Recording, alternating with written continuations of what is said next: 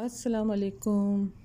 उम्मीद करती हूँ मुझे जहाँ जहाँ से देख रहे होंगे सब खुश होंगे, खैरियत से होंगे। तो चलें स्टार्ट करते हैं आज का व्लॉग। जैसे कि आपको पता है कि आजकल सर्दियाँ चल रही हैं और हम इस मौसम के लिए पूरा साल इंतज़ार करते हैं, क्योंकि हम जहाँ रहते हैं यूएई, आपको पता है कि वो कितना गर्म मुल्क है। यहाँ पूरा साल ही गर्मी रहती है, सिर्फ कुछ महीने होते हैं जो ठंडे होते हैं। तो काफ़ी लोग इंजॉय करते हैं इस मौसम में।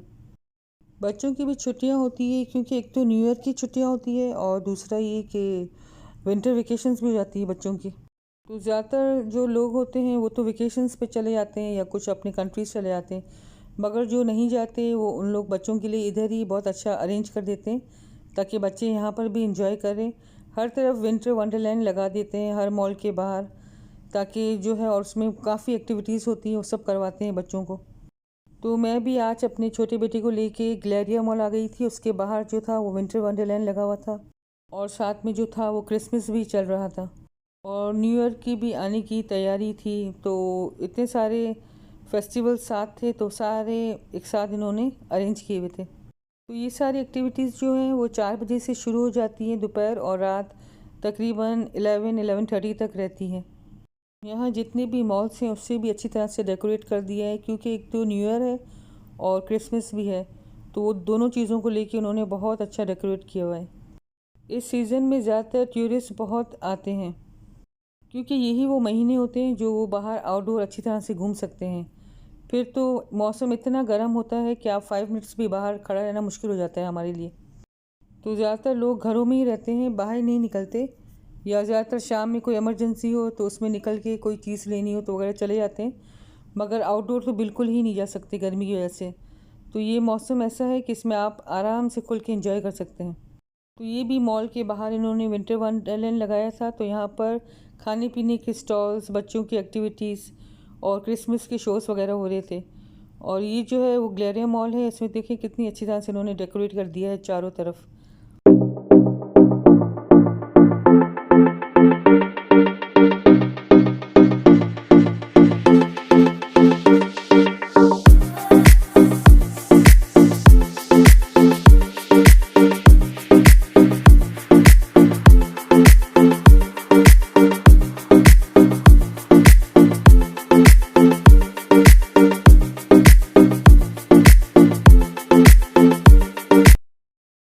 मैं तो हर साल दिसंबर में पाकिस्तान चली जाती हूँ, बल्कि मेरी पूरी फैमिली।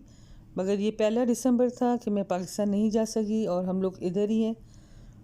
तो मैंने सोचा कि क्यों ना अपने छोटे बेटे को लेके रोज़ कहीं ना कहीं निकल जाऊँ, क्योंकि यहाँ काफ़ी एक्टिविटीज़ होती है दिसंबर में। क्योंकि जो छोटे बच्चे होते हैं उनके साथ टाइम गुजारना बहुत मुश्किल हो जाता है घर पे।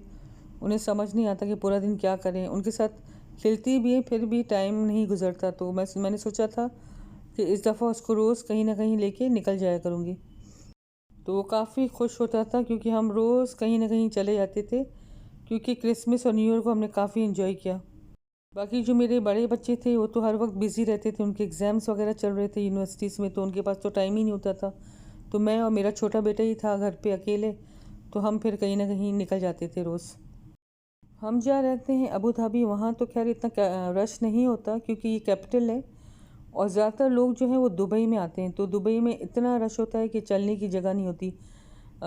हर कोई हॉलीडेज़ के लिए या वेकेशंस के लिए दुबई ही पहुँच जाता है, क्योंकि ये करीब भी है और सब आराम से यहाँ पे आ भी सकते हैं। तो हम वीकेंड पे तो दुबई चले जाते थे और वीकडेज़ पे यहीं होते थे अबू धाबी। बस फिर ये सब देखने के बाद मैंने अपने हस्बैंड को कॉल की, वो मुझे लेने आ गए। फिर हमने सोचा कि हम किसी अच्छी जगह पे जाके खाना खाते हैं, क्योंकि बड़े बच्चे भी आ चुके थे शाम में यूनिवर्सिटी से। तो हमने डिसाइड किया कि हम कुछ अच्छा खाना खाने चलते हैं। तो हस्बैंड ने कहा कि नहीं, अभी जो है हम मॉल चलते हैं और मॉल से जो है हम सेल में चीज़ें ले लेते हैं, क्योंकि 50% ऑफ़ है, और क्योंकि फिर पूरा साल फुल प्राइस रहता है। और दिसंबर में क्रिसमस पे, न्यू ईयर पे उनकी बहुत अच्छी सेलें लग जाती हैं यहाँ पर। तो फिर हमने सोचा कि हम कुछ चीज़ें वगैरह उठा ले लेते हैं, क्योंकि फिर तो वो फुल प्राइस में ही हो जाएगी पूरा साल। फिर बस हम मॉल आ गए थे और सारी चीज़ें हम देखते रहे, क्योंकि काफ़ी उन्होंने डेकोरेट किया हुआ था क्रिसमस और न्यू ईयर का।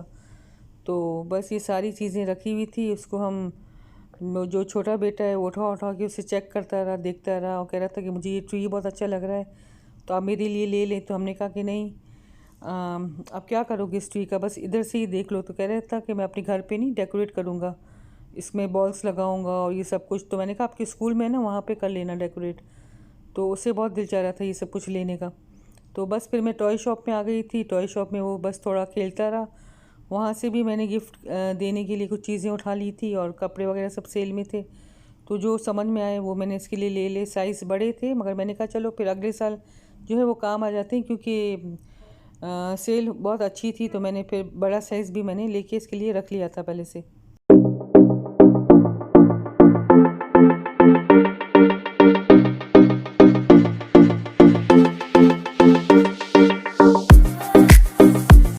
बस फिर हम काफ़ी थक चुके थे तो हमने कहा कि चलो अब खाना खाने चलते हैं। तो ये मेरे घर के बिल्कुल नीचे ही जो है वो अरेबिक रेस्टोरेंट है। तो हमने कहा कि चलो आज यहाँ का खाना ट्राई करते हैं। वैसे हम पहले कर चुके हैं तो काफ़ी अच्छा होता है। तो हमने जो है यहाँ का फेमस जो है मनाकीश वगैरह वो हमने ऑर्डर कर दिया था। और ये जो थी बोटियाँ ये हमने ऑर्डर की थी। तो काफ़ी मज़े का था यहाँ का खाना और हमने काफ़ी इन्जॉय किया। अच्छा लगा, काफ़ी दिनों बाद खाया था। तो चले आज मैं देने लगी हूँ आपको मटन कढ़ाई की रेसिपी, पेशावरी मटन कढ़ाई, जिसमें बहुत ज़्यादा मसाले नहीं होते। तो सबसे पहले तो आप जो है मटन को अच्छी तरह से वॉश कर लें और उसे साफ़ कर लें। और फिर एक कढ़ाई लें, उसमें आप लहसुन अदरक और हरी मिर्चियों का पेस्ट बना के उसे फ्राई करें। जैसे ही खुशबू आने लगे उसमें आप जो मटन है वो उसमें शामिल कर दें। फिर उसी लहसुन अदरक और हरी मिर्चों का जो पेस्ट है उसमें आप अपने मटन को इतना फ्राई करेंगे कि उसकी जो स्मेल है वो भी चली जाती है। और फिर उसका जो कलर है वो बिल्कुल चेंज हो जाता है, वाइट हो जाता है। तो आप उसको तकरीबन 10-15 मिनट तक उसे भूनिए उसी लहसुन अदरक और हरी मिर्चों में, ताकि स्मेल बिल्कुल चली जाए और वो अच्छी तरह से भुन जाए। और सबसे पहले तो हम इसके अंदर मसाले शामिल करेंगे और टमाटर हम जो है वो बाद में डालेंगे। तो सबसे पहले तो आप मटन में नमक डाल दें। नमक उतना डालें जो इतना आप पसंद करते हैं। इसके अलावा इसमें धनिया, ज़ीरा और काली मिर्च को पीस के, रोस्ट करके और फिर पीस के डालना है। साथ में कुटी हुई लाल मिर्च और थोड़ा सा गरम मसाला 1/2 टीस्पून। और ये सब चीज़ें डाल के उसके अंदर नींबू निचोड़ दें। नींबू निचोड़ने के बाद आप इसमें जो है वो टमाटर शामिल कर देंगे और टमाटर को इतना पकाएंगे कि उसका जो स्किन है वो अलग हो जाएगी। इसको तकरीबन आप 1.5 घंटे तक स्लो आंच पे रख दें ताकि वो अच्छे से गल जाए। और ये हो चुकी है मेरी पेशावरी मटन कढ़ाई ready. Thank you for watching.